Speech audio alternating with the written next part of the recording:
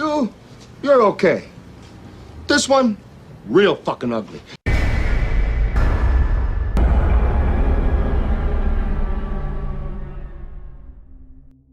Stalked by Aggressive Counter 769. This is a throwaway account as I want to keep this a secret from my partner. I lived alone in a small house in a small town in New Zealand, far away from the biggest region of Auckland. This happened around 6.5 years ago, so some parts may be altered as I can't vividly remember this incident, when, quite frankly, I should.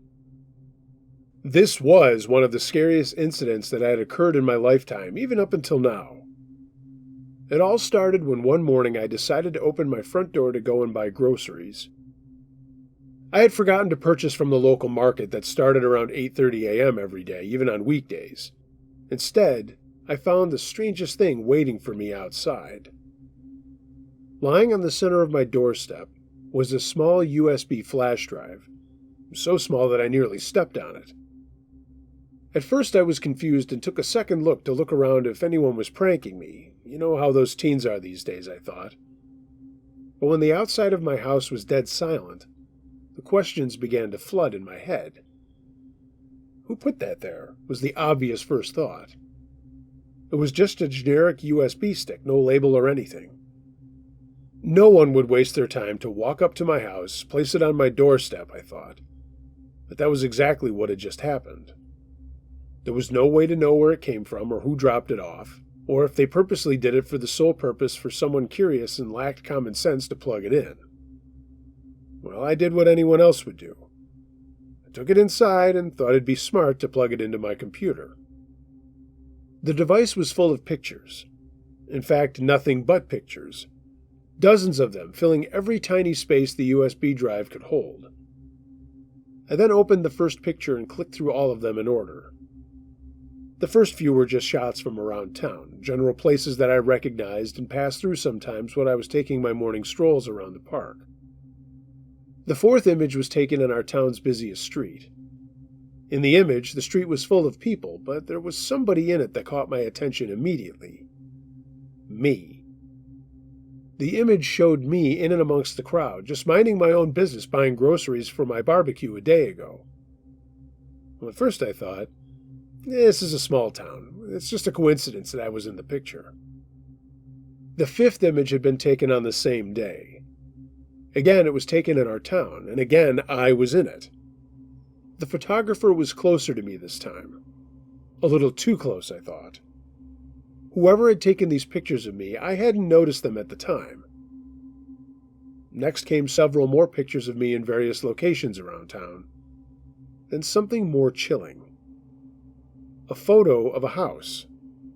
My house. It was nighttime in the image, and the living room light was on. I clicked through the next image, and it was another image of my house, this time taken even closer. Through the living room window, you could see me sitting on the couch on my phone.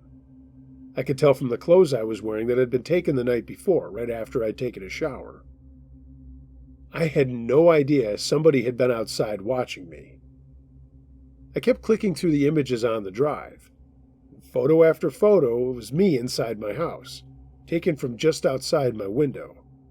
Because it was so light inside and so dark outside, I was totally unable to see that somebody was watching me from out there. I couldn't see them, but they could see me as clear as day. They didn't even need to use the camera light. After 20 or so pictures of me just inside my house, there came a real curveball. An image taken from inside my hallway.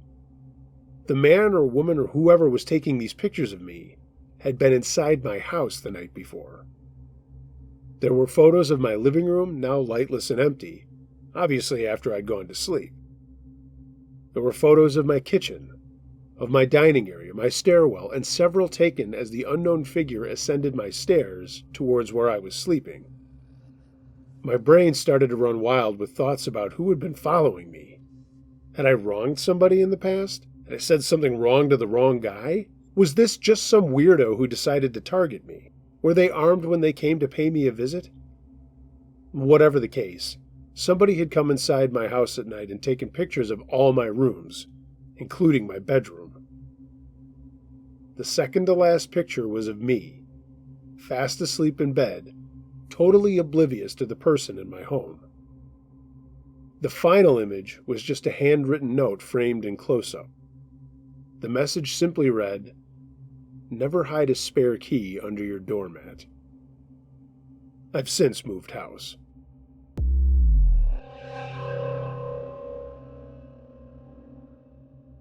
Not My Daughter, submitted by Bianca. My mother-in-law was staying with us over lockdown to help with my 3 kids due to homeschooling, as my husband and I were essential workers. I work in-home aged care. It was a Sunday morning and I had a 7 a.m. start, so would get up at 6 a.m. This particular morning when I woke up, I noticed my daughter was in bed with me and my husband. This isn't unusual. She had just been moved to her own room, so was still a bit unsure of the whole thing. I got up, kissed her forehead, and covered her back up, and then went to shower and get ready. My mother-in-law was sleeping on a spare bed in our lounge room, which was directly in front of our room. As I left the room, she told me to have a good day, and I walked down the hall and noticed my daughter's bedroom door was still closed. This was unusual, as she would normally leave it open when she came into our room. At the time, I didn't think too much about it, as it was 6:45 in the morning and my coffee hadn't kicked in yet, so I just left.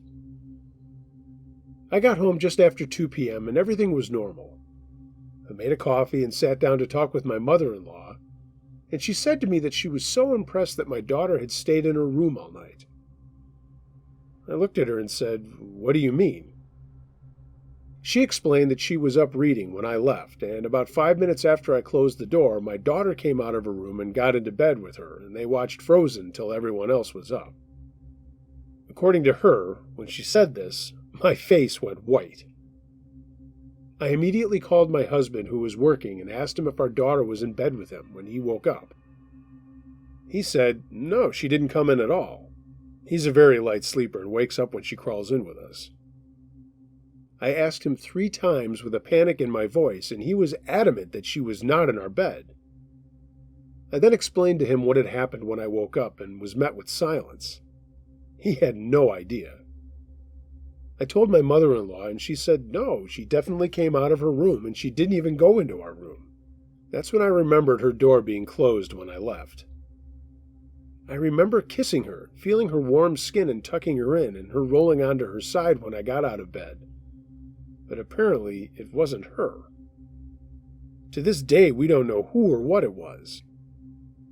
I spoke to a few friends who are mediums and spiritual practitioners, but even they didn't know what to make of it.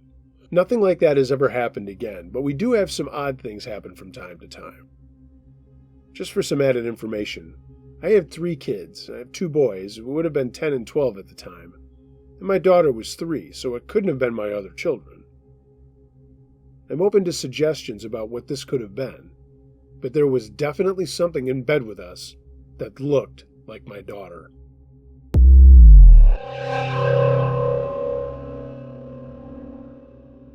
Jane, by Away Throw 75757.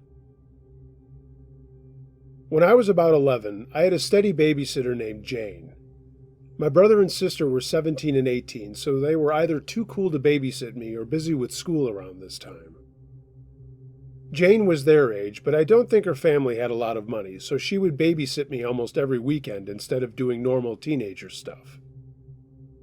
My family lived in a pretty well-to-do cul-de-sac in the back of a large neighborhood. It was one of those neighborhoods where the houses got nicer the further back you went. The houses at the front by the main road were not as nice, but still not terrible or anything.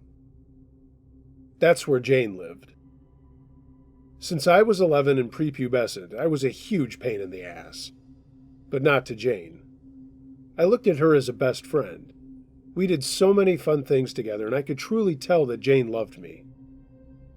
One Saturday night, my mom was making plans for the next week. But for the first time, Jane couldn't babysit.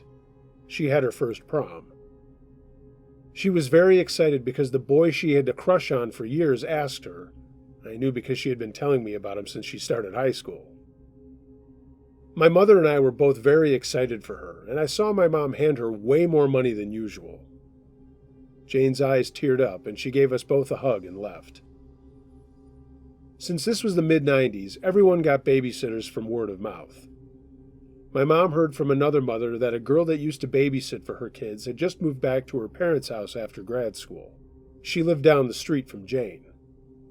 Her name was Becky, and my mom called her up to see if she could babysit me that Saturday. Becky excitedly said yes and proceeded to ask my mom somewhat strange but not entirely alarming questions, like how tall I was, what I looked like, etc. There might have been other questions, but I was just hearing my mom's side of the conversation. When she hung up the phone, my mom said to my dad, "Wow, she sure is thorough." I was a little nervous, as Jane had been the only one to babysit me for years. In the rare instances she couldn't do it, my parents usually just canceled their plans. But this was a work party, and my dad was being honored, so that wasn't an option. A couple days before Becky was to come, I begged my mom to call Jane. I wanted to see if I could come over the night of prom and see her in her dress. My mom kept telling me that she wouldn't want me to be there and that I could see pictures, but I insisted. So my mom called Jane and handed the phone to me. "Hey there, May, how are you?" she said. "I'm good. I wanted to see if I could come over on Saturday and see you in your prom dress." "Of course. I'm getting my hair done, but you can come after that, maybe around 5:30.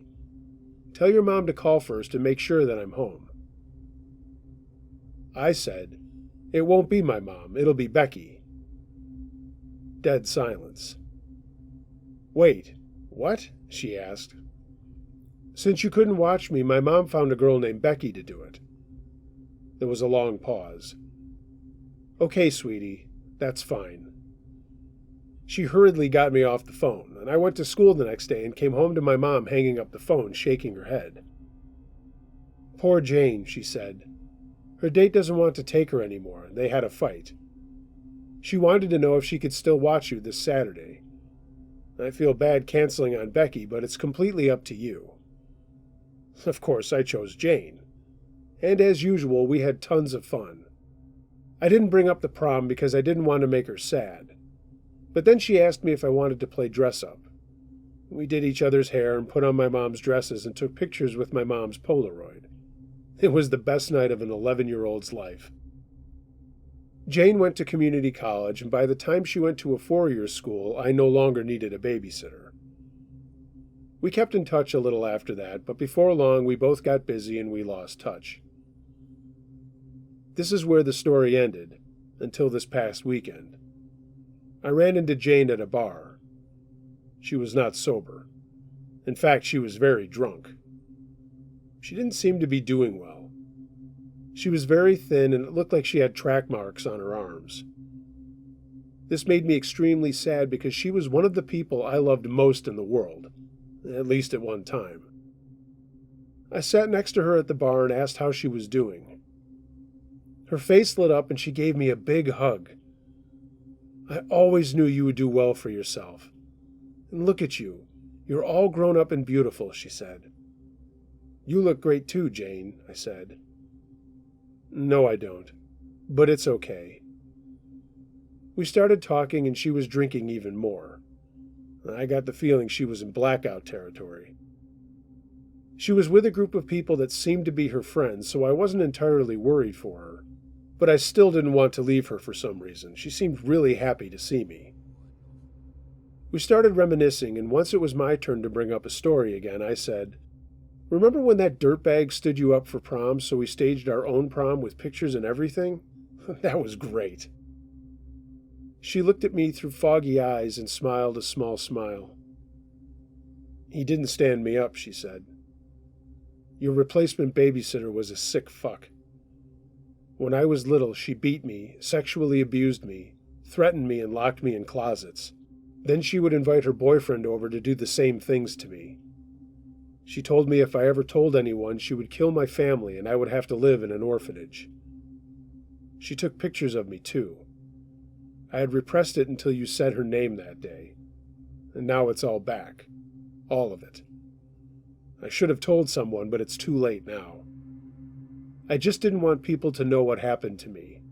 I thought they would look at me differently. I regret so much. Who knows what else she did. She set her drink down and gave me a hug and said, "Good to see you," like she hadn't just dropped a major bomb on me. And she stumbled out with her boyfriend. Everything came flooding back to me. The phone conversation with Becky with all the details. Jane's silence when I said Becky's name. How Jane stayed with me every single weekend until I was old enough to not need a babysitter. Some people might say Jane should have told someone, but she was just a kid. But she was an extraordinary kid. She gave up her prom to save me. She gave up every single weekend after that so nothing would ever happen to me. She was my guardian angel. And unfortunately, Jane didn't have her own Jane, and it makes me feel horrible. So Becky, let's not meet.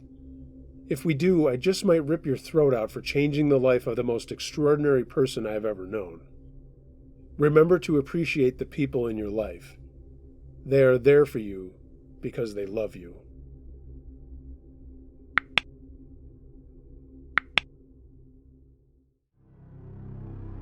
Hey gang, thanks for listening to this episode of Uncle Josh's True Scary Stories.